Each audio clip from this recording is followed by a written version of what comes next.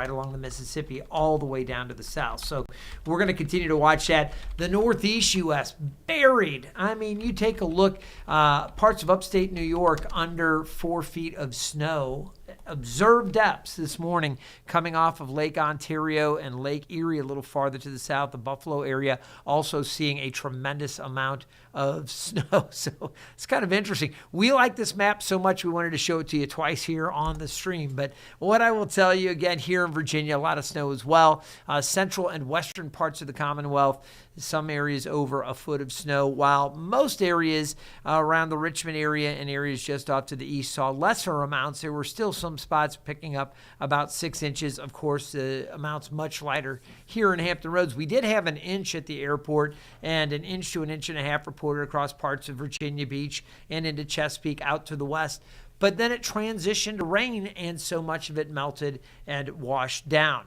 So again, we have this. Sarah, did you want to take a look at some of the national stories? I know there was you had a package you wanted to share just on the national situation and how bad it has been. Yeah, we can go ahead and take that. Yeah, let's go ahead and give us a good look at what other places are dealing with right now.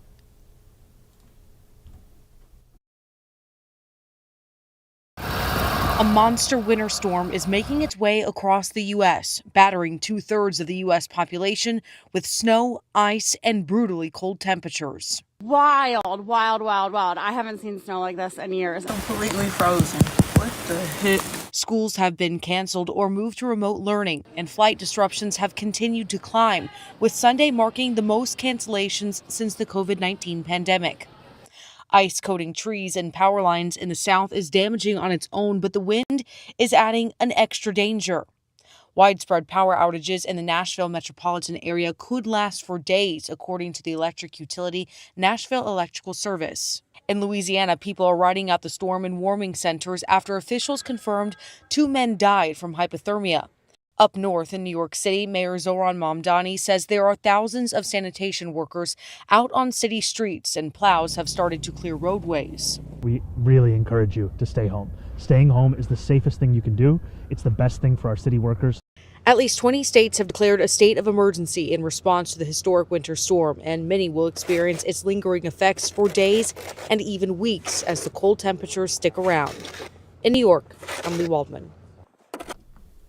And you know, Craig, 20 states issued some form of state of emergency. We were talking earlier in the week about the massive size of this storm. That was one of the big things that stood out to me when you were bringing that up to us even days ago into the early portions of that. Matter of fact, I think it was a week ago today you came in and said, hey, we need to watch this.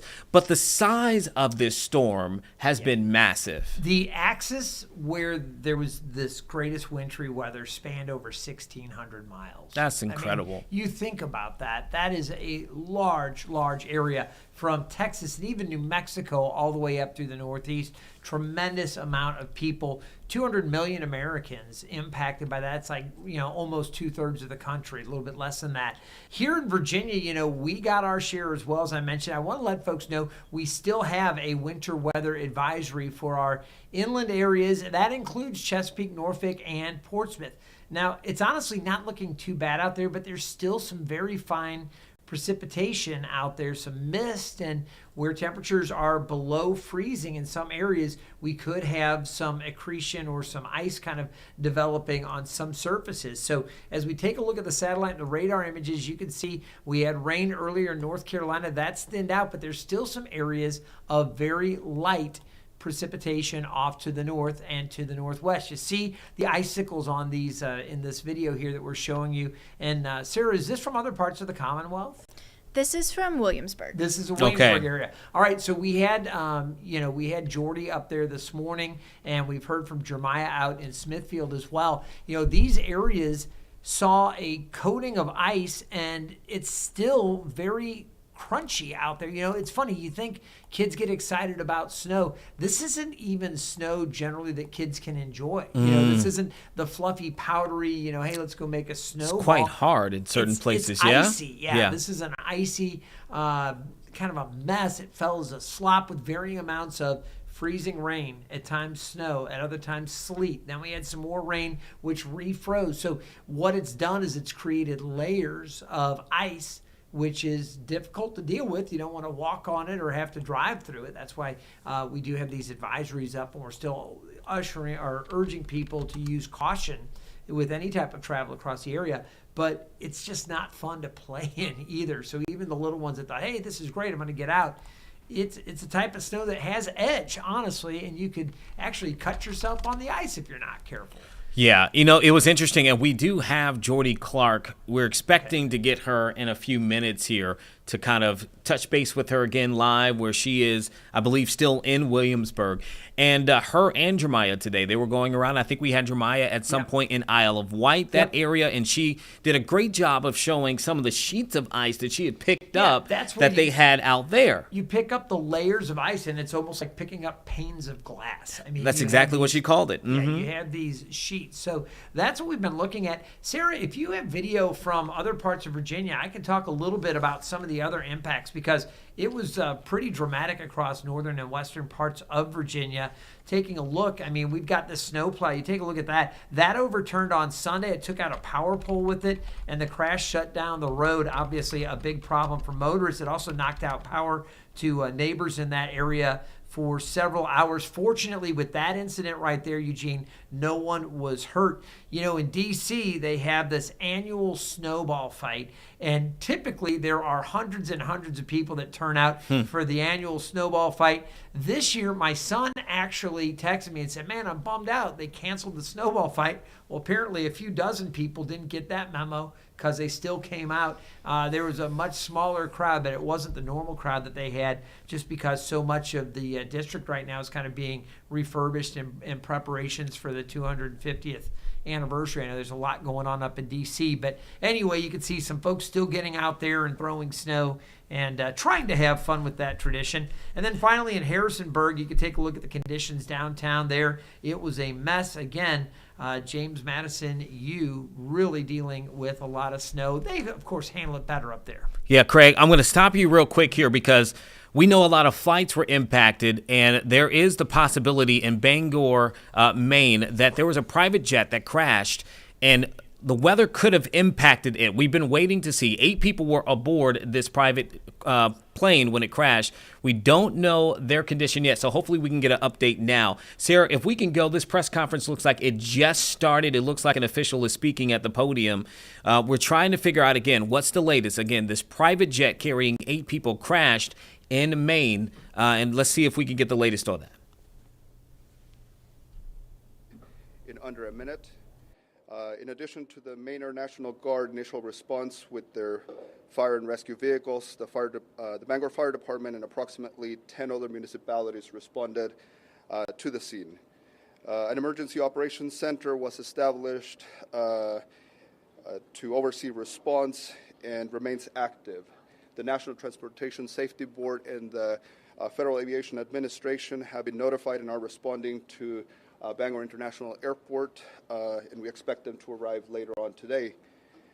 The airport remains closed, and additional updates will be provided as soon as they're available, and we can share additional details to the public. We appreciate your understanding and patience regarding the incident, and ask that you continue to respect the privacy of those involved in this incident. Once the FAA and the NTSB are on site, we will work together with them to provide additional information as soon as that becomes available. I have a few moments for brief questions, but again, since the situation is still fluid, I might not have a lot of answers for you. Why can't you just say whether or not there were any fatalities? How's that going to impede any investigation that may or may not be coming? We're waiting for guidance and support from our federal partners before we can make any additional statements to not interfere with their investigations, as they're the leaders of what the next steps look like. Was anybody transported to the hospital from the crash scene? I'm not ready to share additional information on that. Why was the plane allowed to take off in the first place given the storm? The airport remained open. There were planes landing and departing around that time, and we had crews on site responding to the ongoing storm that we had at that time. Is there a protocol for weather like this? Is there a time when flights are not able to take off? So we have a crews on site that respond to weather storms, and we prepare for this on a regular basis. This is normal for us to deal with weather events, and we had crews on site to address the weather event that we had ongoing. And they deemed it safe to take off? The snow removal operations were in progress, and again, there were planes landing and departing at that around that time of the incident. Does the fact that it was a private plane impact that at all? Like, would a commercial flight not have taken off last night? There were commercial planes landing and departing around that time. Was there a request to de-ice the plane at all? There were de-icing operations occurring at that time, yes. Where was the plane heading? Details about the flight, I would want to hold off on the details on that flight until we have the opportunity to discuss with the NTSB. Can you share any additional details about what happened? You know, how long was it? Not at this time. All of the information about outline is the details that we can share at this time. Again, like I mentioned, we're awaiting members from the National Transportation Safety Board to arrive on scene so that we can have those conversations, and they will be taking on the investigation from here. When do you expect that to happen? The NTSB has notified us that they expect to have a team of investigators on site later this afternoon, early evening. They said earlier today that it could be a day or two until people are on scene. Has that changed? I'm not aware of what they have said or not. The communications that we've had, they indicate that their team is en route to the airport. Could you give us the tail number on the plane? I don't have that information here with me, but we could follow up with that. And is the plane still on the runway? So when incidents like this happen, the scene of the incident remains in place until the NTSB arrives and releases the scene.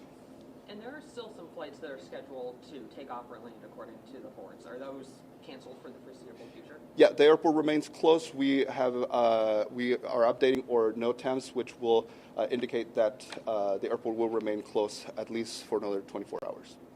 Do we know what the scene looks like? Like, are a lot of crews still there? Like, Our first responders obviously responded to the incident. They addressed the situation that is on the field, and at this time we are securing and monitoring the scene. And did weather impact any operations at all last night, whether the cold or the snow? Well, as you are all aware, there was a major storm that was making its way across the vicinity and across the country. So the weather was a factor in many operations, and I think that even before the accident, there were a significant amount of cancellations and delays already on the board. what can you tell us about the flight? I know you can't tell us where it was going, but I mean, who owned the plane? It was a private jet. Can you tell us anything about that? At this time, I don't have additional information to share with you. Again, I would wait for additional information once the NTSB gets here, and then we're able to provide additional information. And what were Did any other flights land prior to the plane taking off? Like, did any commercial flights land here? Like Yes. An hour or so before?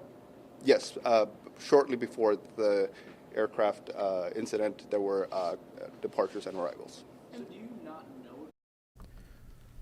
Very interesting there. You have an official with the Bangor International Airport there in Maine speaking after a private plane with 8 individuals at least crashed there last night. And you hear a lot of questions from reporters asking if this was related to the weather, which is really bad where they are. That plane crashing there at the airport, that airport now shut down at least for the next 24 hours. One of the things that he mentioned there is that they're not ready to share whether or not there are fatalities. You heard reporters ask why not. He said because they're still waiting for the NTSB officials to get to the area to start their investigation so they can take over. Remember, this happened last night, and they still are not there. And one of the reports coming in from CNN, a spokesperson telling them that NTSB investigators planned to travel to Bangor, but they couldn't predict when that will be because of the weather. So we're looking at a scenario where the impacts of those conditions, we don't know. It may have impacted the flight itself. It also may be impacting the response at this time to figuring out what happened and to get this investigation underway. So a lot of things happening across the country, but that could, in this case included, be connected to that weather. We wanted to show that to you live as that happened. One other thing I'm just seeing here from our affiliate KHOU in Houston, it appears that that plane, just saw this, has ties there to that community, is owned by a company there. So we're going to come back on the other side. We're going to take a quick break here, but we have so much more about this forecast, including how cold is it going to get overnight into tomorrow, and do we have another chance of snow coming up in the next few days. Plus, we'll have a live look with Jordy Clark as she is traveling along in the peninsula. We'll be right back.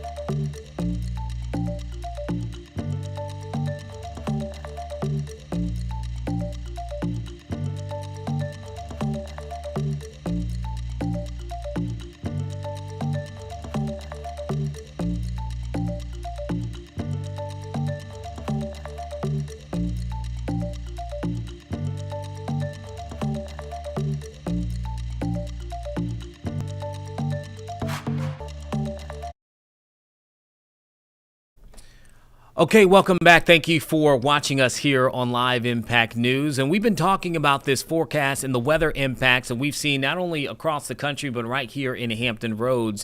And in our area, we can still see the remnants of that winter storm in certain parts of the region. Let's bring in Jordy Clark. She is in Williamsburg. You've been there all throughout the morning. Jordy, you've kind of been all over the region the last 2 days, but you've been focusing there.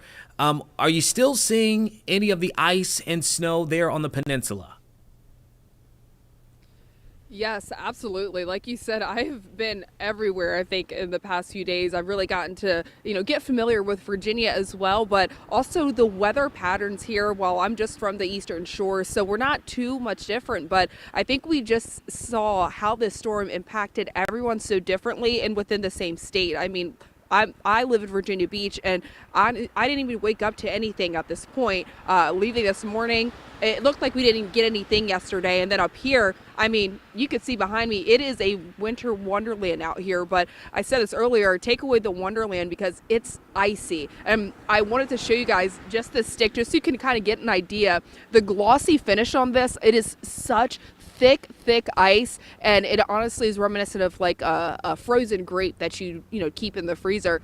That is what's covering everything from signs to parts of the roads and that slick ice. And I think that's what we've been harping on a lot is the road conditions. Now, just walking down this sidewalk in this plaza that we're at, I have talked about how many times I've almost slipped today. And while, I'm sure fun for kids in here and there, it's, that's why they tell you about putting salt on sidewalks on your steps, because I can imagine hurting yourself just trying to get through certain areas around here. So imagine that ice that you just saw on parts of the road, and that could be a recipe for disaster. So that's honestly what crews have really been harping on, because I know people down south might be like, why are we still talking about this storm? You're going on, because places like up here on the peninsula that are going to have these issues. And if you run into those icy patches, again, if you don't know how to navigate it, especially for drivers who are not accustomed to dealing with this, it's not good, so that's why it's important to be careful, wear the proper footwear as well. I unfortunately wore my rain boots today thinking I was going to be in more mud, so it's a good lesson for myself. I've had to be extra cautious today because these shoes, and these are boots, are still not even grasping onto how slippery this ice is. Like, Jordan, let me it is ask. certainly something to be mindful of. And as we've gone throughout the morning as well, it's getting so much colder. Okay, I mean, starting off earlier, I was okay with the cold. I felt bundled up, but now my face is starting to hurt a little bit. Okay. Well, speaking of cold, can you hear me, Jordy? Can you hear me? Yeah. Speaking of cold, and I have Craig Moeller with us here too. Craig, we were just talking about that cold temperature in places like Williamsburg that still has snow and ice on the ground. Is it going to get to a temp to where that will go away, or is it still going to be cold enough for it to stick around? Yeah, it's going to be with us for a little while. We want folks to know that, certainly through the day today and tonight, bitterly cold. But Jordy, I'm interested in your thoughts here. Up in Williamsburg, we had multiple different types of precipitation and changeover, from sleet, which were like the little ice pellets, to freezing rain, to snow, and then kind of back and forth. That creates kind of layers and sheets, that crunchy layer that you're seeing. Can you speak to that, what you're seeing up there as far as like the varying layers of snow or ice? And also, what do you see on the trees? Is there ice on any of the limbs kind of weighting anything down, or does that not look like it's as big a problem there? Yeah, so certainly I don't even know if the camera can truly grasp the thickness of the ice on the trees. I mean, it's not just like, a little crack. Like, you truly have to try and break it. It is very thick coating. And earlier we were in a parking lot that looked like we were on an ice rink, and we were down near the marina up in James City County, and we saw those different layers. We saw the piles of that thick snow, but then we also saw kind of the under part of the water underneath where the sidewalk is, and then the layer of ice over it. So, I mean, again, it just shows kind of all the icky conditions that the storm left, especially in an area like this. It's while it looks pretty, I'd say, when you look at the trees and stuff, it's certainly something to be mindful of. These sidewalks, there's something serious, I will say.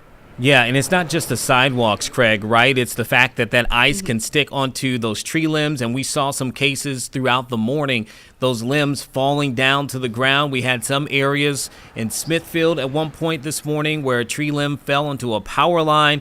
That causes the loss of power in certain communities. That ice, though pretty, can have an impact. And I got to tell you, Jordy, too, as you look up there, you did a great job of showing us the ice on the trees. I would assume any exposed lines, and I think there are some parts of Williamsburg where they're buried, but any lines that are out, as the winds pick up this afternoon and tonight, we may have some of that galloping with the power lines. There could be additional power outages maybe later tonight with the winds increasing. So I think very important, folks, keep all of their devices charged up and ready to go just in case. Yeah, absolutely. Jordy, we appreciate you. I know you got to get ready for your report at noon, so you guys be safe, and thank you so much for giving us a look in Williamsburg, okay?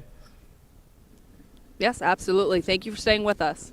All right, Jordy, we appreciate it. And Craig, some of the questions now, back to this cold temperature, what are we looking like now in the next 24 hours? And then we kind of were hinting at the possibility maybe of another round of snow next week? Let's get into it. Let's take a look, first of all, at the radar. You can see there are still a few light flurries showing up just off to the northwest of Jordy's location there in Williamsburg. Very light. We're not looking for a bunch of additional precip, but I did want to mention that chance. Now, temperatures, and you were asking about this, Eugene, you can see the temperatures across the area still in the 20s and low 30s, so very cold, and it's not going to change a lot. And even if it does get above freezing, let's say it makes it to 33 or something like that, 34, that's not going to be enough to do much with the ice today.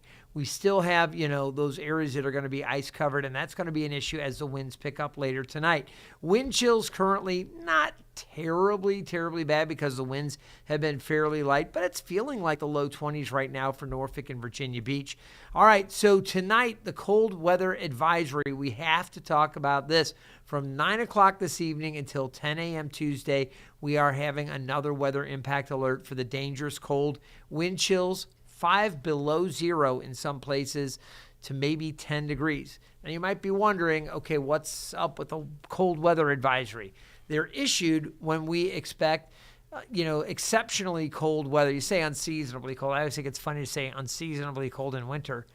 If this isn't the season for cold, I don't know what is. But this is abnormally, kind of freakishly cold air, creates an inconvenience to life.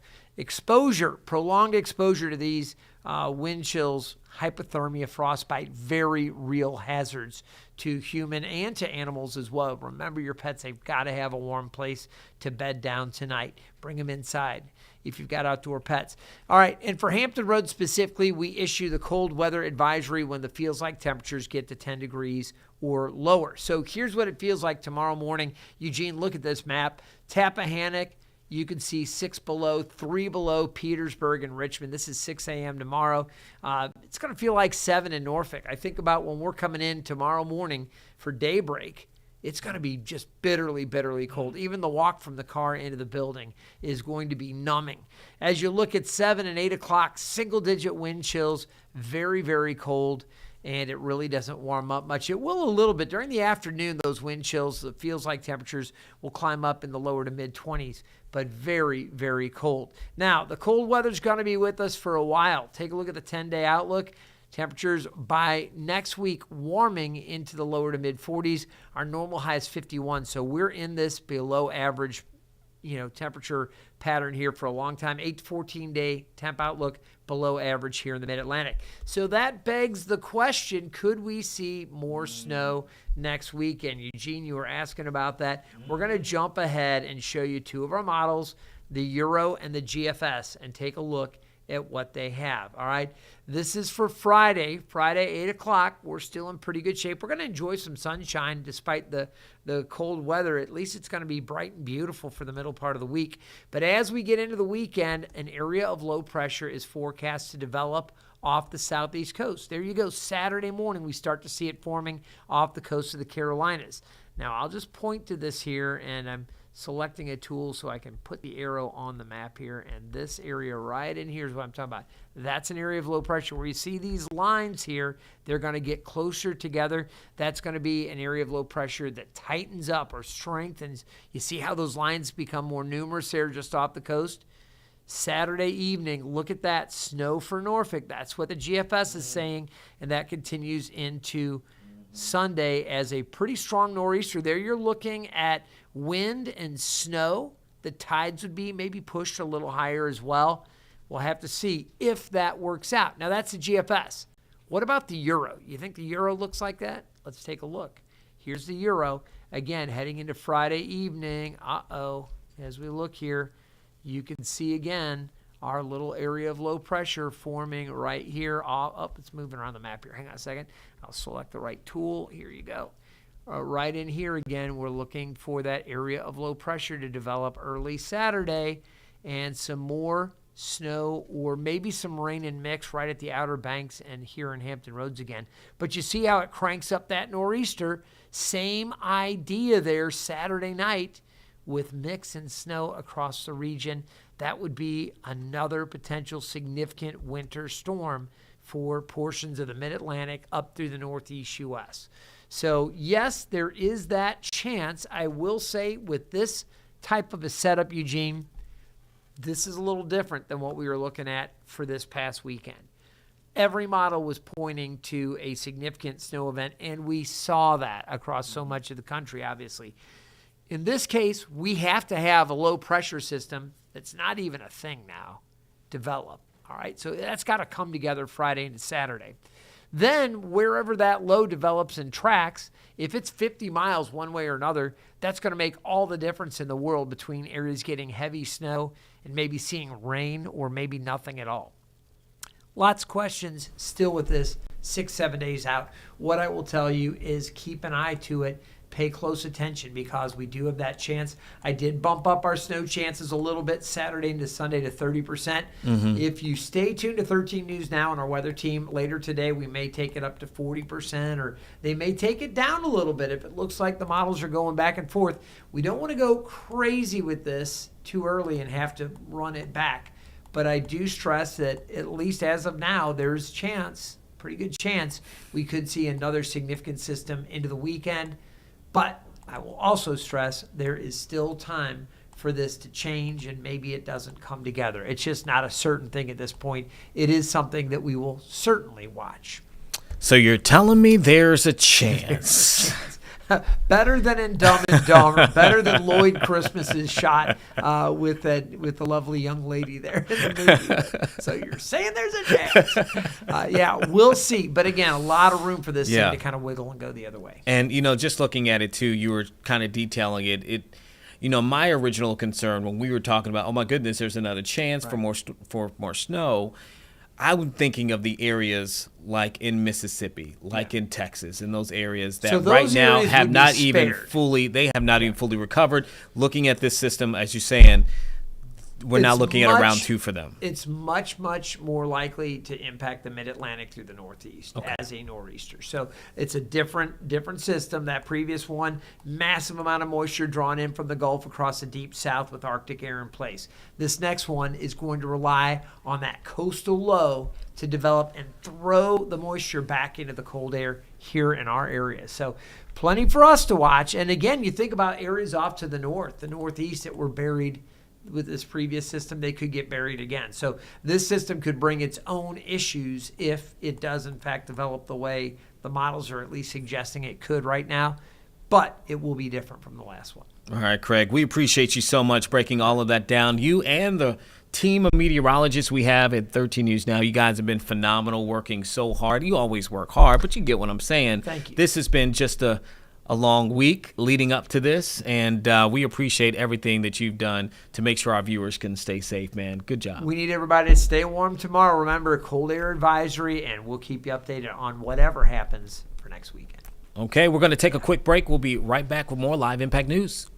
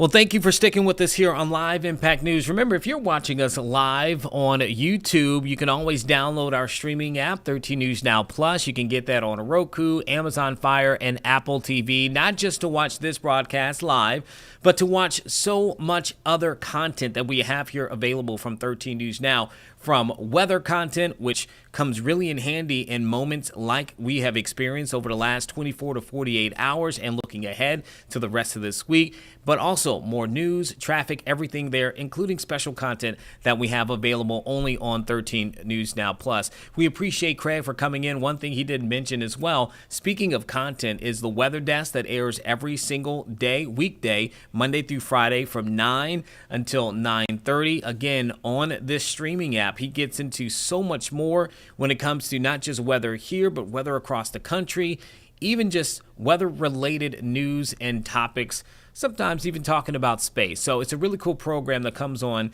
before this stream here that kicks off at 10 every day. His from 9 until 9:30. Want to show you right now some shots from across the country at the moment. Again, this system that brought winter weather, dangerous conditions to so many states, 20 states at least, issuing some form of state of emergency. And you're looking here now in the top right, I do believe that is I-95 in Massachusetts. You can see plenty of snow still covering the ground there. Looks like the interstate has been cleared. At the bottom there, believe it or not, that is in Texas. That is a live shot of Denton, Texas, downtown Denton, Texas. I thought you go to Texas to avoid the snow, Sarah, but look at that. Texas, one of these southern states like Georgia and parts of Tennessee and Mississippi that are experiencing the aftermath of snow and ice conditions in their communities. Texas being hit with that winter storm as well. And then I do believe this shot here to your right, that is still a driving shot through Oklahoma City. As you can see, they too are dealing with the aftermaths of this winter weather. So many areas, including right here in Hampton Roads, that are experiencing now the aftermath. We don't quite look like this, though, but you were just watching Jordy Clark in Williamsburg that showed you there are some areas, mainly on the peninsula and further inland, that are experiencing the remaining ice and some kind of frozen snow that's on the ground left this morning. And I want to go ahead and do something before we go to the next sound that we will hear. I want to show you the Dominion outage map because we did have quite a few outages that took place this morning across the Commonwealth. So all of Virginia, power outages was one of the main concerns, right? When you're dealing with the ice and the wind and the heavy snow and what that can mean for those power lines. Right now, you can see it there for yourself. Dominion Energy saying 6,300 customers across all of Virginia are dealing with some form of outage. You can look in our area here. You see a few spurts, particularly over in the Smithfield area. Not too many people, 44 customers there, 151. Let's go ahead and zoom in and see in this area. So Smithfield has quite a few. Just want to show you if you happen to be watching our stream for this area. Yes, so you see there the outage cause, they simply put storm.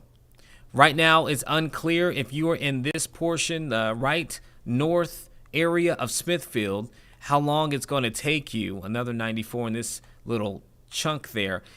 Unclear how long it's going to take for them to restore that, but we did talk to Dominion earlier yesterday, and they are working around the clock to make sure they're there. Sorry, guys, I'm zooming in and out here, just a really sensitive mouse that I'm using.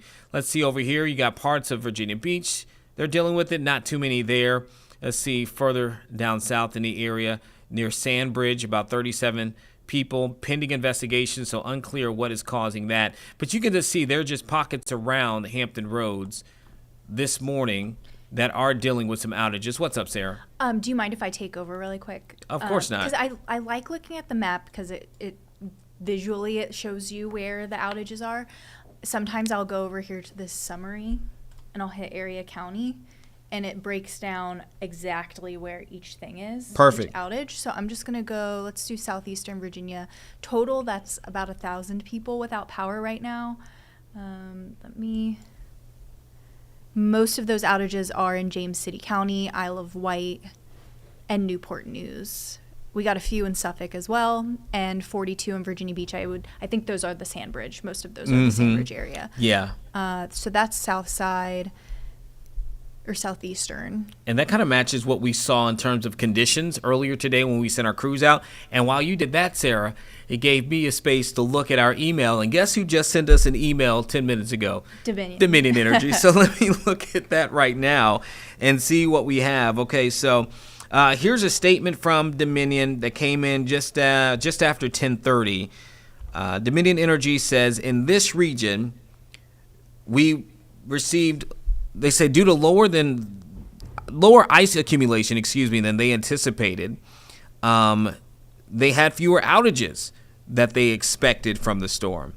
They say Dominion Energy crews and their operations centers worked throughout the day yesterday and overnight to restore power to more than 85% of 48,000 customers who were impacted by the storm. So the big thing there is about 48,000 people were affected at some point by this winter storm. I'm reading this for the first time, everybody. They're still working on it for those who have not had their service resolved, like those that we just saw in the Smithfield area. They say while our area avoided the worst of the storm, strong wind gusts and remaining ice on trees could cause additional power outages today. And we talked about that, right? When we had Jordy on the stream showing us a live image of, the ice that was on the trees. And right now I'm looking at Jeremiah Beatty and our big board. They are in the Weather Impact Interceptor setting up for a report and a story that they're doing. But they are they're actually in Smithfield right now. So maybe we can take their shot. I think that they're working, but I don't know if we don't need to have her in there just to kind of see it. Are we seeing anything from that? No. I can't take it without taking her, so we have to okay, reach we'll out to wait. them. We're not going to do that. I don't want to take it if just she take my doesn't word know. for it, okay, at this point. But they are in Smithfield right now working on their report. Again, that's where we see these outages currently taking place. And so Dominion is warning at this point that they are still concerned about some icy road conditions, fallen trees, and what that can mean and when it comes to power. And as always, we tell people if you do experience some form of power outage, go ahead and reach out to Dominion, or you can use the Dominion Energy outage app or Dominion Energy app, to report an outage. That way they know where you are and they can work on that right away. That is a big issue that we were kind of seeing this morning for folks, Sarah. Yeah, and I'm just going to finish going through where the outages are. We did southeastern Virginia, so about 1,500 people there are still without power. It looks like most of the outages are actually in North Carolina, so Dominion does serve parts of North Carolina. If you look through here, most of those outages are in Bertie with 715 still without power. Edgecombe, Hertford has the most with 2,000 customers out, and Northampton with 345 customers. So about 3,000 people in North Carolina that are served by Dominion, they are without power in this area. And Middle Peninsula is around 1,500. That's actually down from earlier. I've been watching these all day. So it looks like some people are getting power back on the Middle Peninsula and Northern Neck, but Gloucester, about 500 people still in the dark. Middlesex, Northumberland, and Matthews, there were quite a few people without power this morning, so it looks like they're starting to get power back. And yeah, so mostly North Carolina, southeastern Virginia, and then the Middle Peninsula and Northern Neck are still about 6,000 customers in the dark. So it looks like Dominion is making progress from the last time that I checked.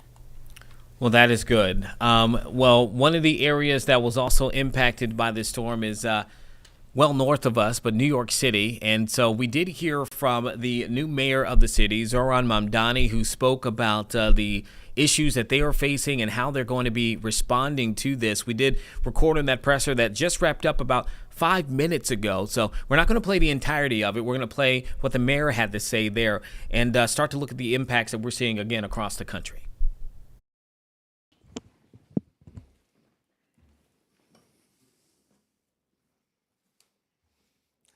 Good morning, New York. Yesterday, the storm that our city had spent days preparing for finally arrived. Snow fell across the 5 boroughs, temperatures dropped, winds gusted. The forecasts were largely accurate. Nearly a foot of snow accumulated in parts of our city. And yet today, our city is up and running, thanks to the plans we put in place and the countless city workers who delivered on them. The strength of our response is a testament to all of those who put in long shifts, clearing snow from our parks, keeping our public transit running, and responding to emergencies. Over 5,000 sanitation workers traversed our 6,000 miles of roadway multiple times, using 2,500 pieces of equipment to plow snow, pour brine, and dispense tens of millions of pounds of salt. Every street in the city was plowed. Nearly 19 tons of anti-icing solution were applied to the East River bridges by our DOT crews. The City Tow Truck Task Force, which helped our 53 motorists yesterday and today, didn't just help keep roads clear across the 5 boroughs. They freed trapped motorists, escorted plows, and ensured ambulances could get to those in need. These are our fellow New Yorkers who do immense work that is often unseen and unrecognized. They keep our city running no matter the challenge before them. They deserve immense credit and immense gratitude, to which they would respond, I'm sure, that they were only doing their jobs. New York was prepared, and New York weathered the storm. I want to commend the leaders who are here with me today, those who are still hard at work at our emergency operations centers, and every agency that communicated and coordinated effectively across government to serve this city. And I want to commend also the countless everyday New Yorkers who did their part to help our city stay on its feet. The neighbors who shoveled snow off their stoop and then did the same for the stoop next door. The business owners who salted the whole block. The young people who brought supplies to the elderly couple upstairs. We prepared for this storm together, and we rode this storm out together. Now, while the worst is behind us, there is still more to be done as we clear the snow and restore our city. Our top priority remains ensuring that every New Yorker can remain safe and warm throughout this prolonged cold period. Enhanced Code Blue protocols have been in place since Friday night and empowered our outreach teams to make 170 placements in shelters, safe havens, stabilization beds, drop-in centers, and hospitals over the weekend. The vast majority of these placements were to shelters. Just because the storm has passed does not mean that the danger to homeless New Yorkers has passed. Outreach teams are only intensifying their efforts today to connect vulnerable New Yorkers to shelter. This is an all-hands-on-deck effort, and I continue to ask New Yorkers to call 311, which will route these calls to 911 as it is a code blue, whenever they see someone who may require assistance. I also want to ask New Yorkers to continue to stay off the roads as much as possible for another day as DSNY crew continue to plow our streets. A hazardous travel advisory remains in effect. As we announced yesterday, today is a virtual learning day for our students, with exceptions for high school students and schools serving only grades 6 through 12 that are observing a previously scheduled professional development day. All after-school programs, adult education, and school-based programming have been canceled. As of 9:15 a.m. this morning, we have over 400,000 parents, student, and staff logons. Again, as a reminder, high school students and grades 6 through 8 students co-located with high school students had a previously scheduled day off for professional development, so our decision to go remote impacts a portion of our school system, about 500,000 students who are scheduled to be in school on Monday. I did visit a classroom this morning remotely alongside the chancellor and reiterated my offer to students that they could pelt me in the face with a snowball. They were very excited about that and asked for a time and place. I said, you can find me anywhere in New York City. There remain some interruptions to service. Alternate side parking is suspended today and will also be suspended tomorrow. Payment at parking meters will remain in effect. The Staten Island Ferry is continuing to run on a modified schedule every 20 minutes. And I want to also ask New Yorkers to be patient with garbage collection as DSNY prioritizes snow removal in the immediate short term. But our city is steadily coming back online. Lyft's suspension of City Bike service has been lifted. The New York City Ferry is running once again and operating at 90% capacity. Buses and subways are also running normally, though I would encourage New Yorkers to budget some extra time on their commutes. Our goal is for all services to be fully restored by tomorrow, with all streets cleared, students back at school in person, and our city back to normal, albeit with a lot of snow piled up. I am grateful to all the New Yorkers who heeded our guidance to stay inside and to practice caution, and to every person who contributed to the citywide effort that allowed us to endure this storm successfully.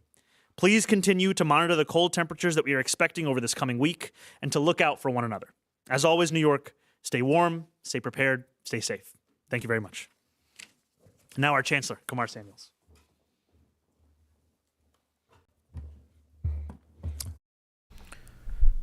So you were listening there to the mayor of New York, Zohran Mamdani, talking about the way that they prepared for this storm. But for a lot of communities, we're not out of the woods just yet, right? There's still the impacts that are left behind in a lot of states.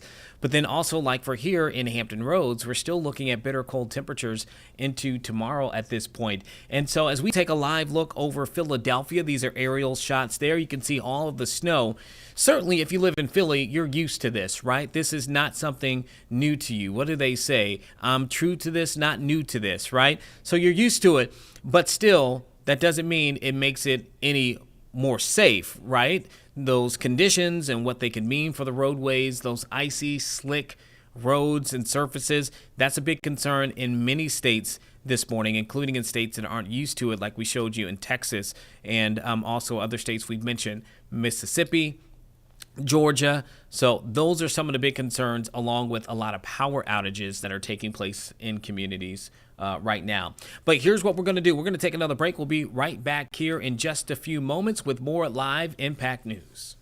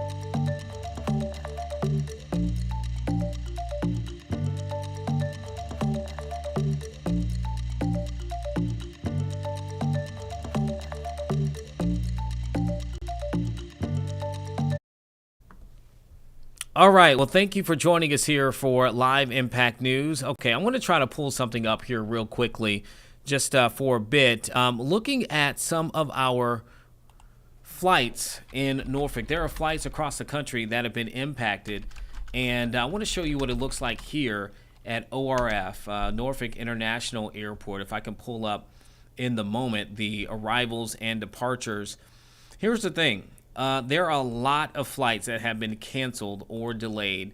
As I pull it up here, we'll go ahead and pull it up, Sarah. That's good. These are arrivals. These are people coming into. You see all these red dots throughout the day, right? A lot of flights canceled. These aren't just delays. A lot of these, most of these are cancellations. You can see there the general direction in which they are coming from. A lot of these up the East Coast. So New York City, that flight at 4 o'clock has already been canceled there. Atlanta, Georgia, Charlotte, North Carolina, Baltimore, Philadelphia. We showed you some aerial shots there.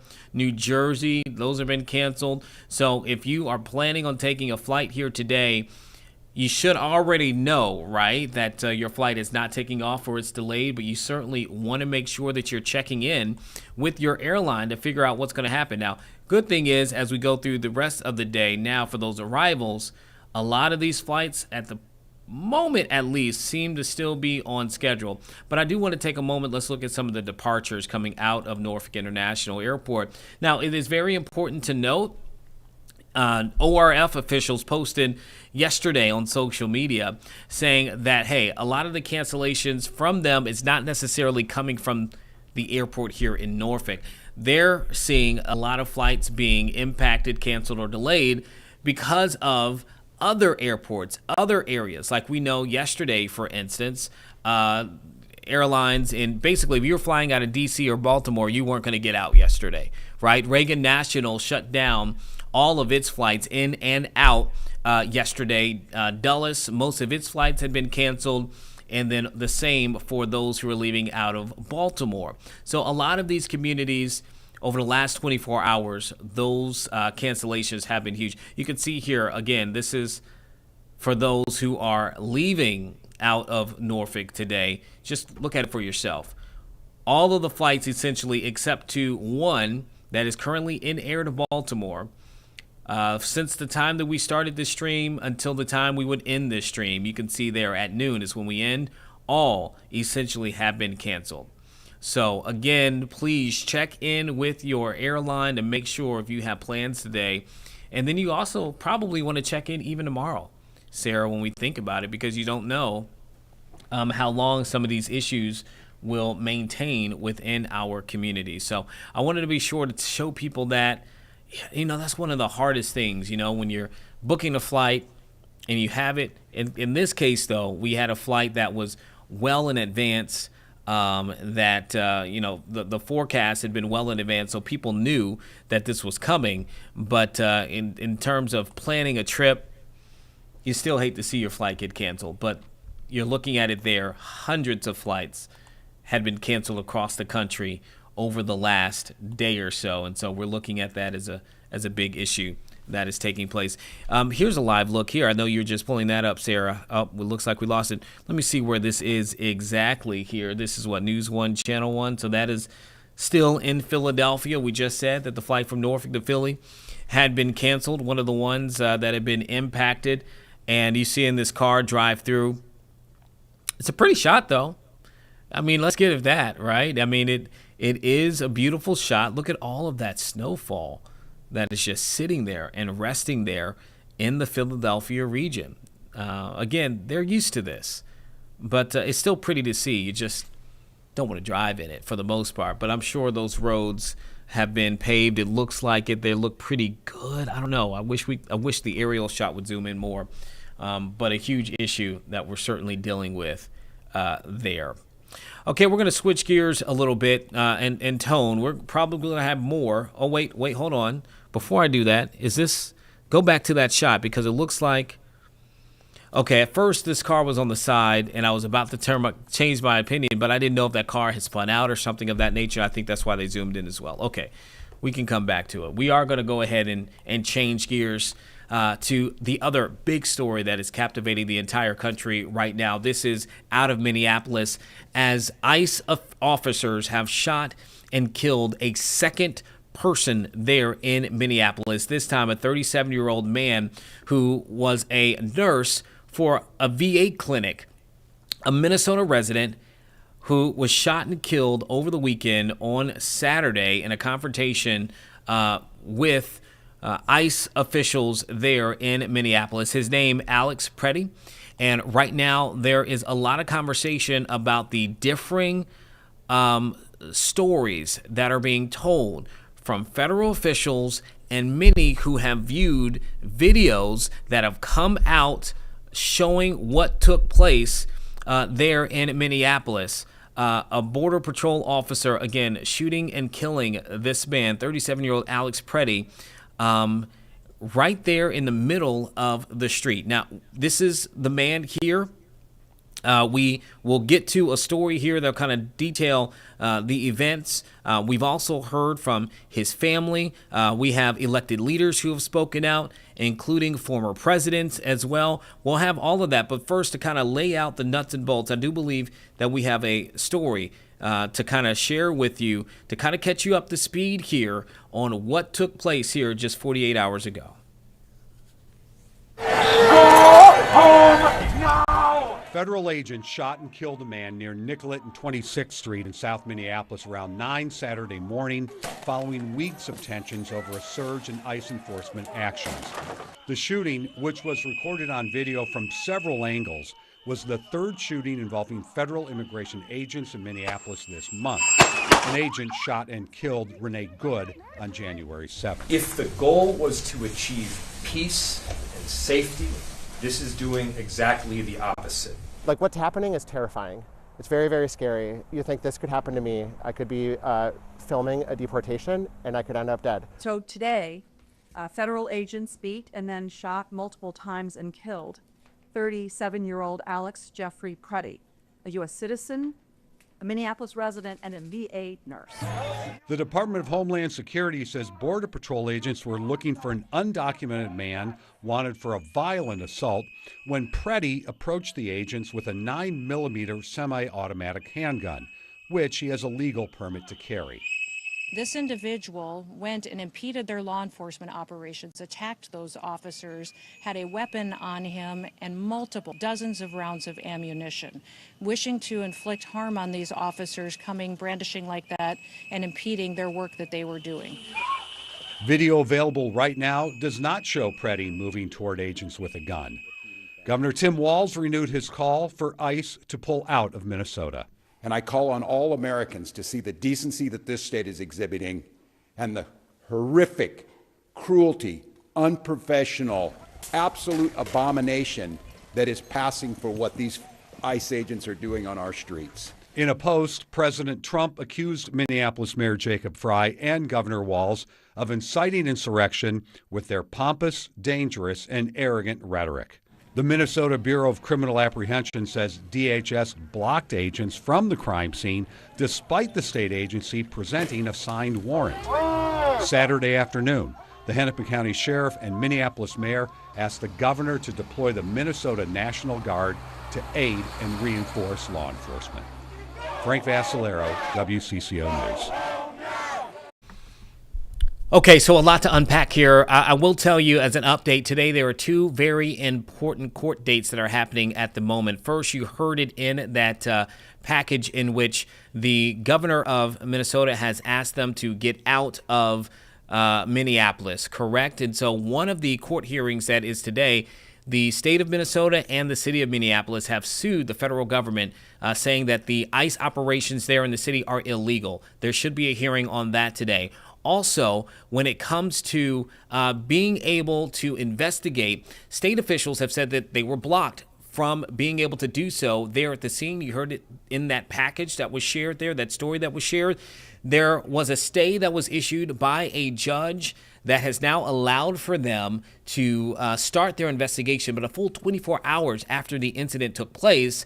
And there is going to be an opportunity today in court for the federal government to try to appeal that decision. So those are two very important cases. Now let's get into what the DHS Secretary Kristi Noem said, and which has also been repeated by Trump officials, by Trump administration officials at this point, is that this understanding by them that Preddy approached the ICE agents with that weapon, and they used the word brandish at one point. The videos that have now circulated, if those videos are the evidence in which the federal officials are using, there is no evidence.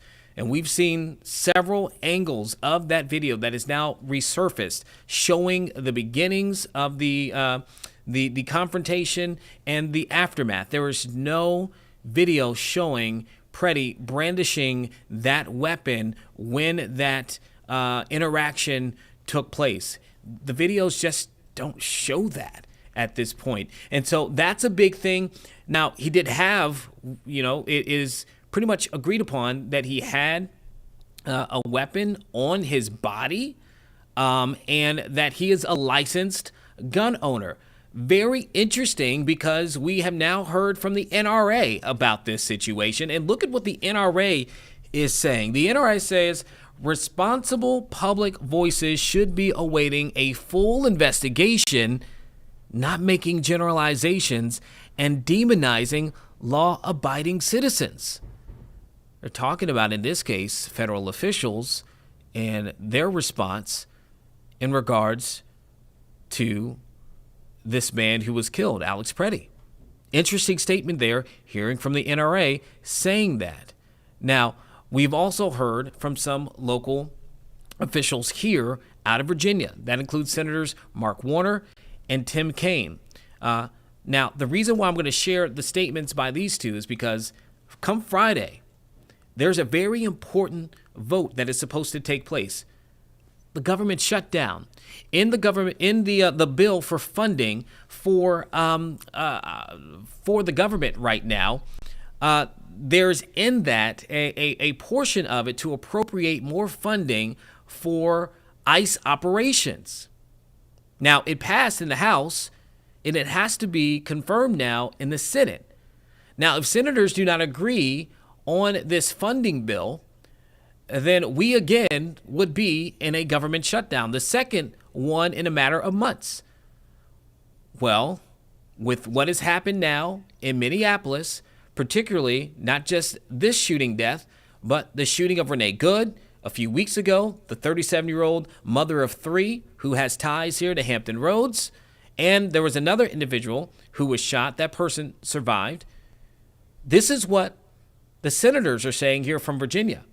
Here's Warner saying Trump's endless empowerment of federal immigration agents has resulted in yet another senseless killing.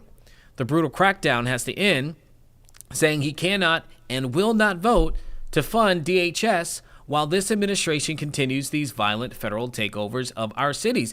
Tim Kaine saying if the Senate were to vote on these appropriation bills individually, I would support some of them. But the House is bundling 6 bills into a single package a week before a budget deadline, skipping town to try and jam senators into a single up or down vote. Now, he goes on to say here, we are not living in normal times. The president is acting chaotically and unlawfully, and we shouldn't give his, he calls it, deranged decisions the opportunity of congressional approval by passing this legislation without significant amendment. Senate Minority Leader Chuck Schumer has already come out and said that they cannot support extra funding for Homeland Security. So it looks like right now the Democrats in the Senate will not be voting to give the needed 60 votes in order to make this bill go through for the funding. And if that takes place, if they don't find a way to agree upon this, then we could again be looking at a government shutdown. We've also heard now from former presidents, including former President Barack Obama, who released a statement. If we can pull that up as well, I believe that we have that on X right now. He posted this, calling the killing of Alex Preddy as a heartbreaking tragedy, saying it should also be a wake-up call to every American, regardless of party, that many of our core values as a nation are increasingly under assault. Those are words there from President Barack Obama. Now, you heard in the story that President Trump had already spoken and really got into criticizing the governor of Minnesota, Tim Walz, and the mayor of Minneapolis, Jacob Frey. But then he posted this today, saying he is going to be sending Tom Homan to Minnesota today, who does a lot of the deals for the president. Says he has not been involved in that area, but knows and likes many of the people. Says Tom is tough but fair and will report directly to me. And he goes on to say some other things, saying he's also calling for an investigation into the $20 billion plus welfare fraud. Remember, that's a big part of this conversation that kicked off from the GOP and Trump officials about issues that were there in Minnesota, with more than 60 people already being convicted or charged in a very wide spanning fraud case there that was supposed to have money going to daycares in the area, and said that he is, the president says that is at least partially responsible to the violent, organized, he's calling protests going on in the streets. Again, those are the president's words, and a part of this did kind of get kicked off with that situation out of that fraud case. because then that led not long after for the Trump administration to deploy thousands of DHS agents, ICE agents into Minneapolis, calling it the largest mission operation that it had in the agency's history, in large part, according to the president and Trump officials, because that particular case involved a large number, in relative to those who had been charged or convicted, of Somali individuals. And so the president sending ICE agents into Minneapolis from the administration standpoint, targeting certain communities and what he says, again, illegal immigrants there. For those who do not know, again, when it comes to Minneapolis, for many, many years, Somali people have been a very, very big part of that community. Many, many people in the community, U.S. citizens and residents there. So that is a part of the backdrop here, just a part of it that is triggered where we are right now, that is seeing so much tension that is taking place there in Minneapolis. But the latest developments there, another person has now been shot and killed by ICE agents there, and the president saying there will be an investigation into it. The question is, who all will be involved in that investigation? The state now trying to play a part in it, just now getting access to that scene, and the federal officials are in court today trying to keep them from doing that. Okay, we're going to go to another break at this point. Take a few seconds, few minutes, and we'll be right back with more Air and Live Impact News.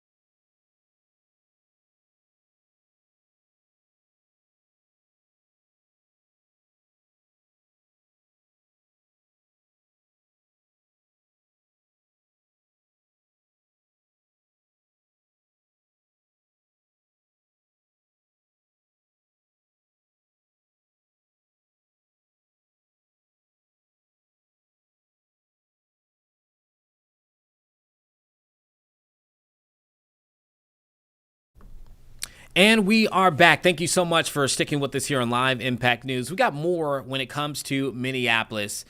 Breaking news that came out today. A Minneapolis lawyer who represented the immigration agent who fatally shot Renee Good and had launched a bid for governor of Minnesota has now dropped out of the race, saying that he cannot support the GOP currently with what is happening there in the city. I'm talking about Chris Madel, who posted on X just earlier today, within the last hour and a half or so. We're going to share that post and let you listen to his words. But again, this is a person, a lawyer, who represented the ICE officer who shot Renee Good, and now is saying that he cannot continue his campaign because he can't support what's happening at the national level of his own party. Listen to him in his own words. I love Minnesota. I was born and raised here. My immediate family lives here. My extended family lives here. It's my home. I decided to run for governor because I firmly believe that Minnesota needs serious and systemic change. Fraud is rampant. Our streets are unsafe. We need to honor and respect law enforcement much more. Our education results lag behind Mississippi. Our taxes are absurdly high, and we're losing great businesses and people because of those taxes and ever-increasing regulations. I believe Minnesota has seriously lost its way. Since I announced my candidacy on December 1, I am extremely proud of what we've accomplished. I started as a relative unknown candidate and emerged as a leading Republican contender in less than 2 months. Honestly, we've accomplished more in less than 2 months than I ever dreamed possible, and I cannot thank my friends and supporters enough for getting me here. You've been there for me, and I will forever be grateful. But today, I announced the end of my campaign. I have 2 primary reasons for this decision. Number 1, I cannot support the National Republican's stated retribution on the citizens of our state, nor can I count myself a member of a party that would do so. I support the originally stated goals of Immigrations and Customs Enforcement's Operation Metro Surge in locating and deporting the worst of the worst from our state. And I've seen many examples of ICE arresting non-U.S. citizens in Minnesota convicted of serious crimes, including murder, rape, and child sexual assault.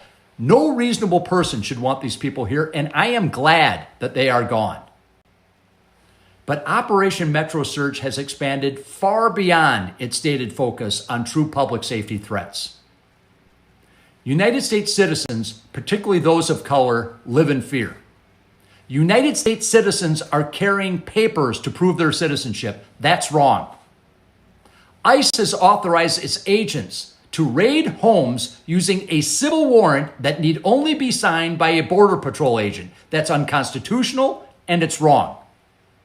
Weaponizing criminal investigations against political opponents is unconstitutional, regardless of who is in power. Republicans and Democrats alike have engaged in this misconduct, and both must be held to the same standard. They need to do better.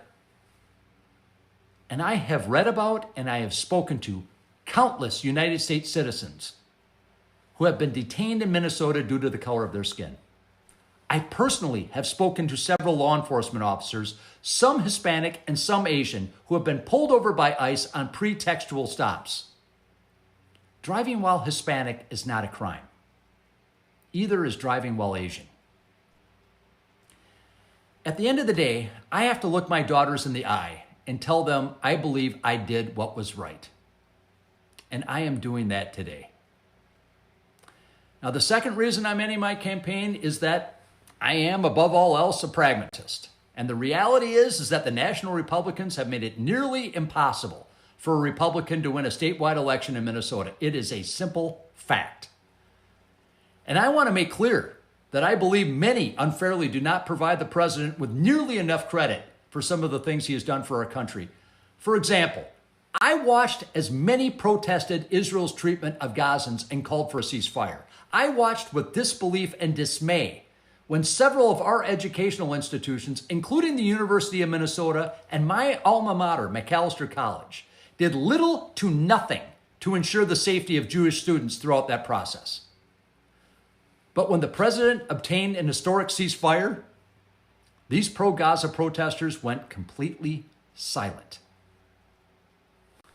I've also been listening to presidents since the 1980s complain that NATO countries are not paying their agreed-upon share of defense spending.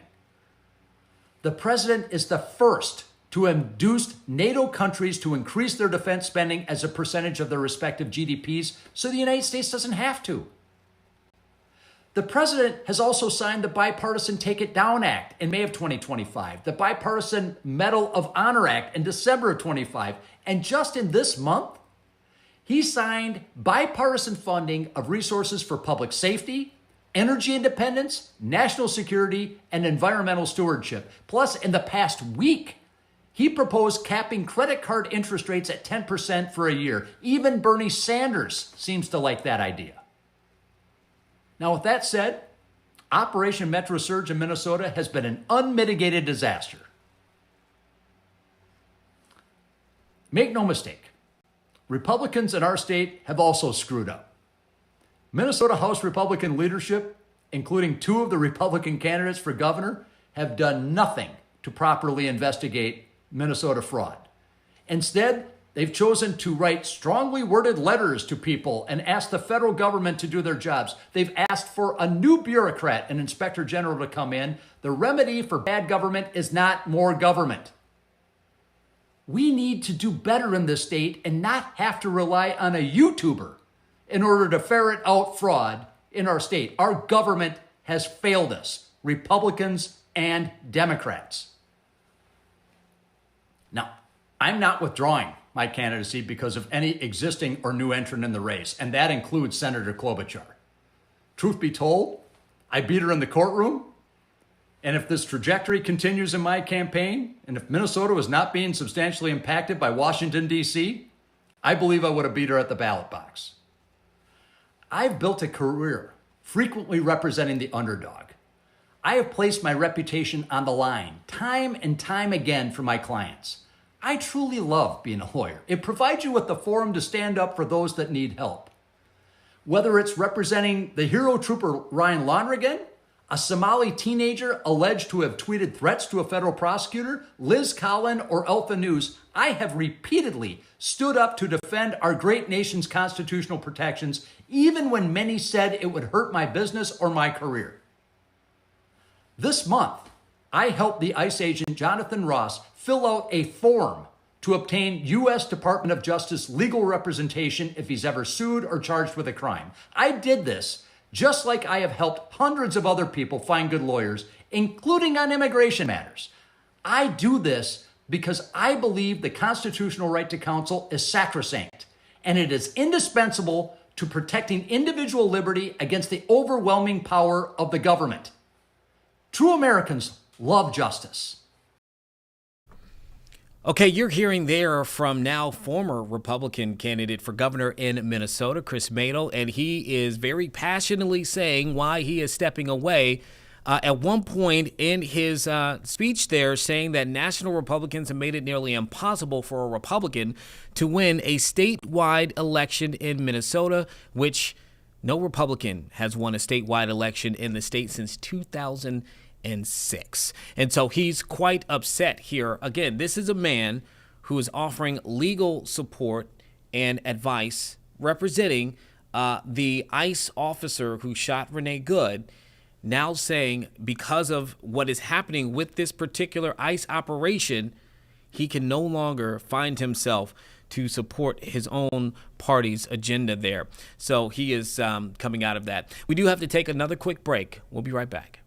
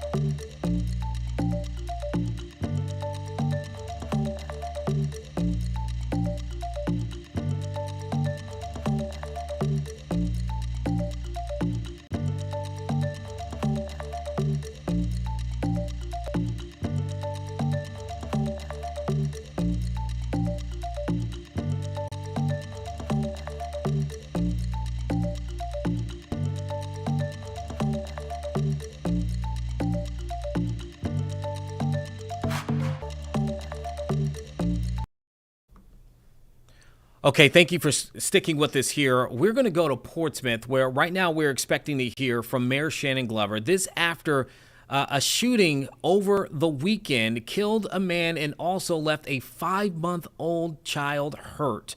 Okay, the mayor doesn't appear that he has quite started yet, but this is just the latest in a string of violent incidents that have taken place there in the city to start this year. You're looking there in the audience. I'm seeing the city manager. I also see the police chief, Stephen Jenkins, and the sheriff there as well, Sheriff Moore. So without further ado, let's go ahead and hear from city officials as they give us the latest information into that investigation, and then also hopefully some insight in some of the things that have been going on in the city as we have started 2026. Right. And Ms. Drake from 3. I'm sorry, Jessica. I'm sorry, Davis. I don't know why I said Drake. Davis, thank you. For 3.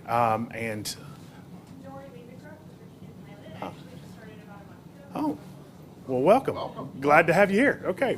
All right. So now I'm going to step out of the way, let the important people jump in. Let me know if you have any questions afterwards. Thank you.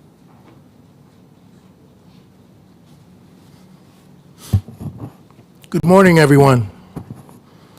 I come to you today as the mayor of the city of Portsmouth, as a father, as a grandfather, as someone who cares deeply about the safety and security of the citizens of the great city of Portsmouth. First of all, I want to thank all of our law enforcement and our city leadership that is standing with us here today. We are all committed to ensuring that every citizen has a safe environment. Thank you guys for being here, and I appreciate all of your support. I want to begin by speaking directly to the families that are hurting right now. As you know, over the last probably 10 or 15 days, we have had an increased amount of violence, particularly gun violence and deaths, primarily to young people in the city of Portsmouth. Our hearts are with those who have their loved ones and with the child who was injured.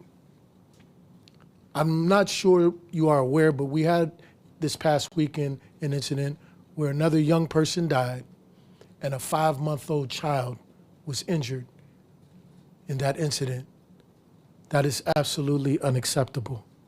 But we want to let those families know we are thinking about them and praying for them. No words can ease this pain, but we want our community to know that Portsmouth grieves with you. What we have seen in recent weeks is deeply troubling. Violence affects more than just individuals involved. It shakes families, neighborhoods, and our entire city. I want to be clear. This is not something that we will accept, nor will we excuse or ignore. Public safety is our highest priority. We are working closely with Chief Jenkins, Sheriff Moore, and all of our Portsmouth Police Department as they actively investigate and help in these incidents and pursue those who are responsible. Our officers are doing critical work every day, and they have the full support of this city, the city council, the city leadership team. At the same time, safety is not achieved solely through law enforcement. It requires partnership between city, our police department, our community partners and organization, and the residents themselves.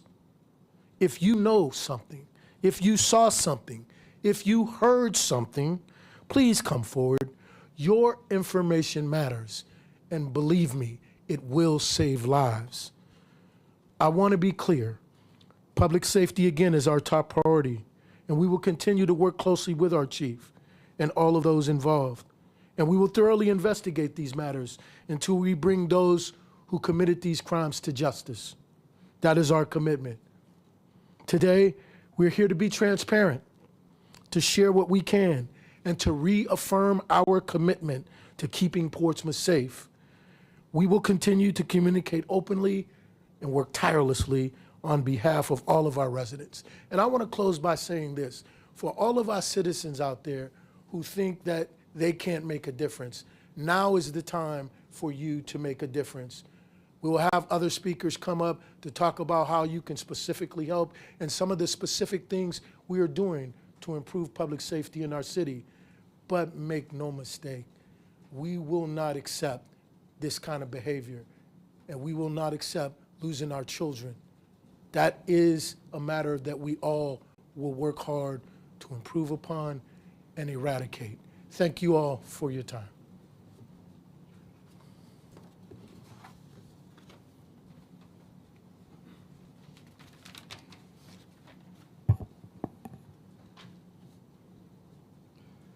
Thank you, Mayor, and good morning. I want to echo the Mayor's words and begin by expressing my deepest condolences for the families affected by these recent acts of violence. These are real people, real families, suffering real losses. We will never lose sight that this affects more than just the family of the victims, but actually the family of the shooters also. From an operational standpoint, I want to let every person in Portsmouth know that the city is fully engaged. Our police department is actively investigating, and we will ensure that they have every resource, every coordination, and every support needed to bring this to justice. Beyond enforcement, the city is also focused on prevention. We need long-term solutions. That means working across departments, strengthening partnerships with our community organizations, and making sure that our strategies are not just driven by data and experience, but also by what we hear from our citizens and our residents. Community cooperation is essential. Let me say that again, because this is really important. Community cooperation is essential. Many cases are not solved just through technology and great police work, but through information shared by people who care about their neighborhoods and about our city. When residents and law enforcement work together, we are stronger and we are safer. We understand that incidents like this bring high concern among our citizens. We will always respond with urgency, transparency, and resolve. And that is exactly what we're doing with this situation.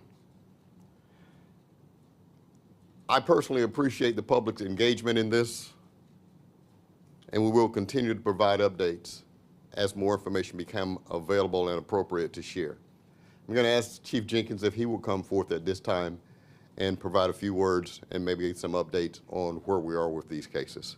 Chief.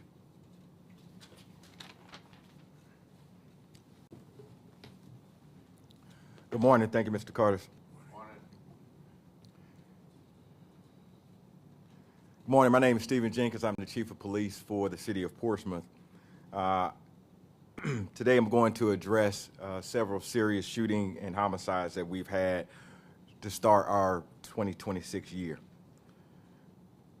The truth is that all of these incidents are both violent, traumatic, and unacceptable. And I want to be clear throughout this conversation. This type of violence, this type of non-compassion for mankind, for your sisters and brothers is unacceptable in this city and anywhere. And we together must do all we can to ensure that we don't normalize this type of behavior. I want to start by talking about the first incident that took place, our first homicide of the year. It was January 6, 2026 at approximately 10:30 a.m. We had an individual that was dropped off at Maryview Hospital. That individual had a gunshot wound to his abdomen.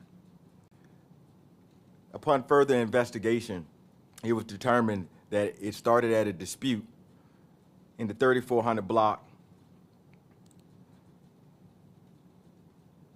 in the 3400 block of, and I'll provide that a little bit later, my apologies. Started as an escalation of a dispute between two individuals who lived in the same house. During that time, those individuals began getting into a physical altercation, and at some point in time, a gun was introduced. A struggle ensued over that firearm. Eventually was retrieved, and one individual, Mr. Gallister, was shot and killed. Interviews for the suspect involved with that have been completed, and that incident is still under investigation. The second homicide of the year occurred in the 1100 block of Victory Boulevard on January 21st at approximately 7:09 p.m. This started as a home invasion. Individual kicked in the front door of that residence and opened fire, shooting and killing Mr. Clark, Javon Clark. Individuals within that home at some point in time returned fire. Moments later, we received a call through our 911 communication of an individual suffering from a gunshot wound in the 1000 block of Channing Avenue. That individual was transported to an area hospital to receive treatment. At this time, we are not looking for any suspects related to that incident. The next shooting that occurred on the interstate this past Thursday. And I want to thank my partners from the Virginia State Police for being present. This incident took place on I-264 at Frederick Boulevard. We had a vehicle traveling eastbound when it was fired upon by an unknown suspect vehicle. That vehicle crashed, and the occupant of that vehicle was pronounced dead on scene. Virginia State Police is leading the investigation. Preliminary investigations in this revealed that this potentially was a shootout that took place. However, we're still working to confirm that information. We're providing all the support we can to Virginia State Police during this investigation, and we'll continue to work with them until we bring this case to completion. Our most recent shooting and homicide took place this past Saturday, January 24th, at approximately 12 p.m. in the 3800 block of Town Point Road. We had two individuals shot, one deceased, Mr. Keontae Johnson, 19, and a 5-month-old. This appears to be an ambush-style shooting where we had individuals laying in wait as this vehicle pulled up, and they opened fire on two vehicles, striking Mr. Johnson and the 5-month-old. The 5-month-old was taken to CHKD, has had at least one surgery, and at this time is expected to recover from their injuries. Those individuals involved in that were seen fleeing the area. We have released a photo of those individuals as they navigated through several backyards. I want to also make the public aware that the mother of Mr. Johnson was present and in the vehicle when it was fired upon. I want to thank the community in regards to this particular incident especially, because over the past weekend, we've received a tremendous amount of information from you all. And we're working right now to track down every single lead as they come in. I do ask that if you have any additional information, if you have any camera information, if you think you might know this individual, please send that information to us. As I close my remarks, I want to be kind of poignant in what I say. We're using every investigative tool at our disposal to bring these cases to closure. We're working with our partners, and I want to thank Sheriff Moore for being here as well in support and solidarity as we work to safeguard this community. I thank again the community for stepping up and taking part and making sure that the information is getting to us. But again, we continue to need all of the information, video, names, vehicles, timelines, Even if you think that is insignificant, send it to us anyway and let us make that determination. My prevention message in this is simple. When we have guns and disputes, it ends in tragedy every single time. And we have to continue to work to ensure that these type of things do not happen. One of the things that we've been working with in our city is a community violence intervention program that includes violence interrupters that are tasked with going out and mitigating these type of situations in our community. But we need everyone to be a part of that. When you know things that are happening in your community, the community sees it first, well before law enforcement gets involved. And if you know something, say something early so we can try to get in front of these things. I continue to do this, unfortunately, over and over as a call to action. The only way that this is going to happen is not going to be from the stance of the police department. It's going to be from the stance of everybody uniting together to solve these issues. I want to thank everybody for coming this morning. I want to thank my fellow department heads for standing as we want to show that as a city, all of us are actively engaged in addressing the issues and concerns of our city and our citizens. And I'll take any questions.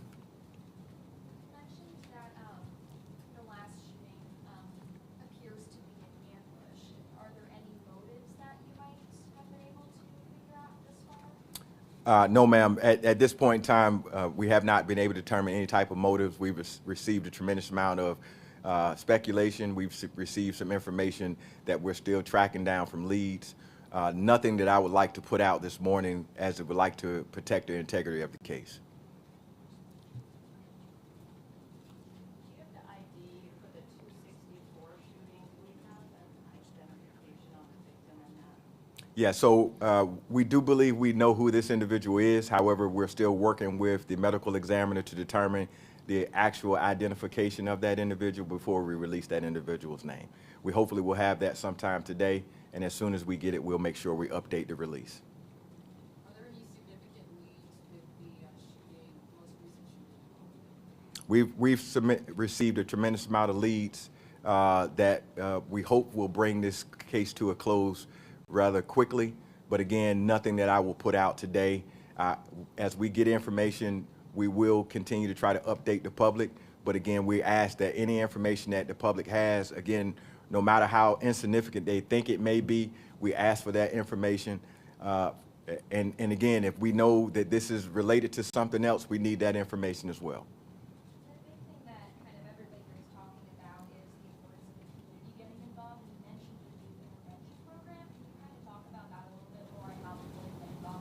Yeah, so a little over a year ago, we started with our initiative, Portsmouth United. And Portsmouth United was exactly what it's intended to be. It's intended to bring together all stakeholders who have vested interest in this city and making this city better. And it's everyone from clergy to nonprofits to our violence interrupters that we have within the city. And those individuals, again, are going to be deployed to several neighborhoods across the city. They do not work for the police department. Let me be clear for that. They are actually out as advocates for the community. And again, the hope is that they can get out and intertwine with these situations that fester within the community sometimes and see if they can't mentor or monitor and sometimes diffuse these situations before they become more volatile. Sometimes the biggest thing that we want to put out is give yourself a moment.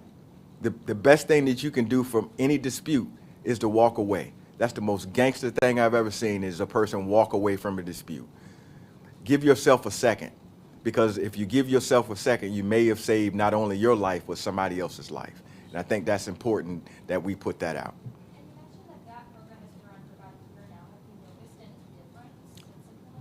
So what I will say, ma'am, it's unfortunately that tomorrow I'll be doing a update on crime for the quarter. And what I can say is last year we had a record low 44% reduction in homicides for our city.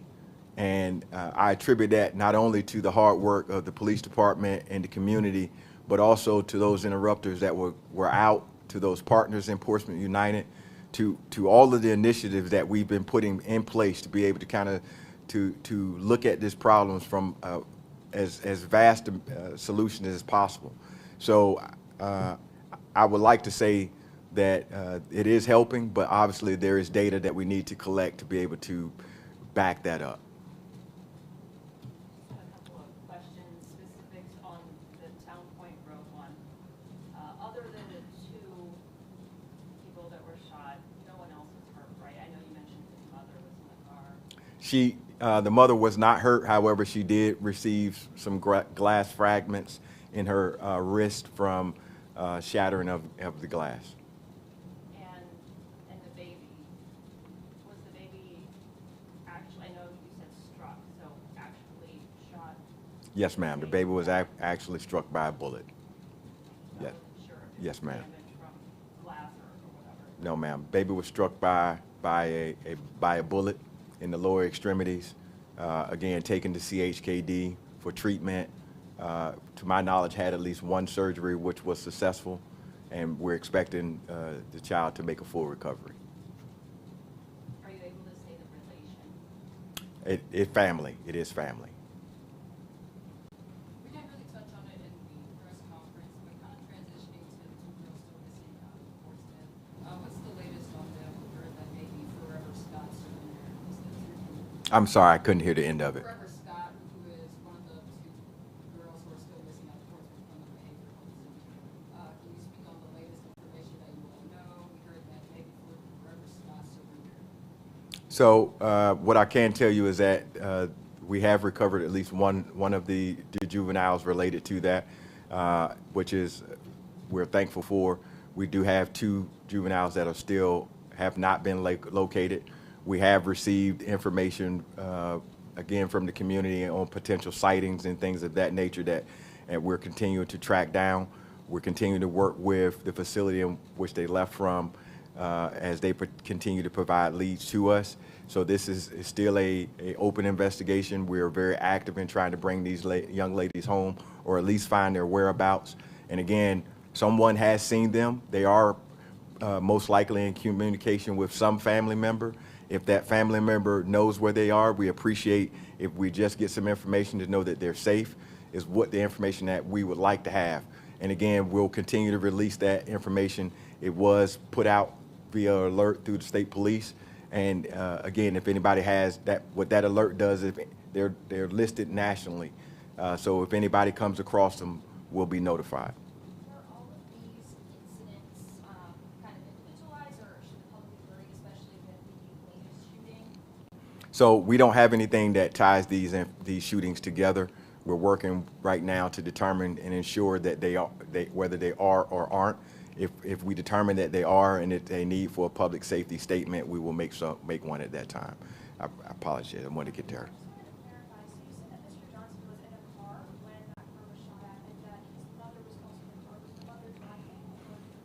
She was a passenger in the car, and again, I believe he was outside of the car when he took fire. He actually attempted to flee and collapsed a short time later. No, ma'am. They actually were outside of the vehicle. From what we know, that they were there waiting for the car to pull up. Okay, so I'm just trying to kind of construct it. So the car was waiting, well, two girls were waiting. A mother pulls up, mother in the car. There were two vehicles. Two separate vehicles. Family in both vehicles. Both vehicles on the victim's side, correct. They actually pulled up into the apartment complex to go into the apartment complex. Correct.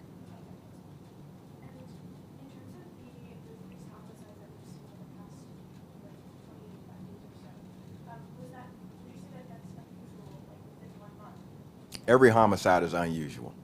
And again, I want to make sure I get this clear. We're not going to normalize this type of behavior. okay? It is unacceptable for any life to be lost in this city. Unacceptable.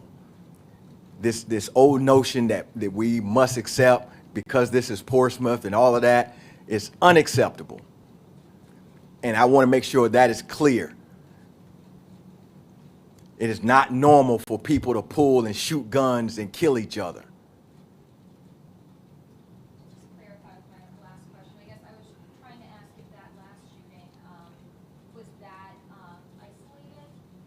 I'm sorry, ma'am. I apologize. Can you start from the beginning for me? Yeah, of course. So the last shooting that happened with the 5-month-old and 19-year-old, Yeah.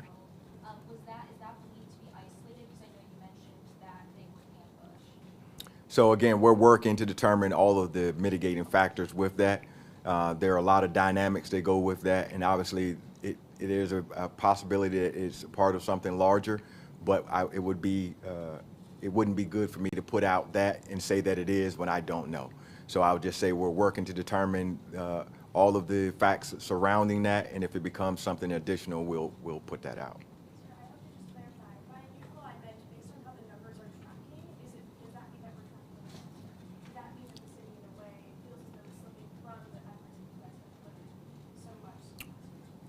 Well, again, I won't say that it's slipping. I won't say that it's out of the normal. Again, we've always had levels of violence throughout Hampton Roads and in the city of Portsmouth. Again, as we continue to work with our partners, as we continue to roll out these initiatives, again, there is a part of this that we have to rely on the community because, again, this just didn't start on that Saturday. It started, again, from a conversation, a beef, a social media post, a video, a troll, all of these other things that happened, and somebody knew about that well before we got to a point where we had individuals lie in wait to take someone's life. And has Portsmouth United been impacted at all by federal funding? I know that federal funding was particularly for localities in response to violence issues. So yes, we have experienced some loss in funding. However, we're continuing to trend along with the things of priority within the city. And again, we have a supportive city council, supportive city manager as we look to try to address these things. Again, we're looking at everything possible to address these issues. One more question with the missing girls. They went missing around 7 a.m. on the 18th of January, but it was reported around 5:30 that they were missing in the media. I guess the question is, why did it take so long to let the public know that these girls were missing? So first and foremost, we got to be clear about the conversation of missing. These young ladies ran away, okay? And so again, at some point in time, they left a secure facility. In normal circumstances, we always get out, canvass the area as we would with our police officers, with our detectives, trying to locate, go in places that we normally would or they might go to attempt to locate them. You're sitting there listening to, hold on one moment. You're sitting there listening to Police Chief Stephen Jenkins there in Portsmouth, outlining investigations in several cases that have already happened here in 2026. One of the things that he said there in particular, he did not want to normalize shootings. The aspect of somebody pulling a trigger to harm another. The latest of those injuring a 5-month-old child who the chief just said has now gone under at least one surgery successfully, but that child was shot in that shooting that took place Saturday afternoon that claimed the life of a 19-year-old who he just said named Keontae Johnson. That coming from Jenkins there during that press conference. Again, Johnson, 19 years old, shot and killed. A 5-month-old shot in the lower portion of his body, undergoing surgery at CHKD. They're looking for suspects right now. Here's a look at the images that police released. So this is who they want you to look out for at this time. If you recognize anything on these two individuals or could have been in that area on Town Point Road in Portsmouth on Saturday around noon, they're asking for you to call the crime line, 1-888-LOCK-YOU-UP. Okay, that is all the time that we have here for Live Impact News. Again, thank you for watching us. on YouTube or on the stream, 13 News Now Plus. We'll be back here tomorrow, 10 a.m.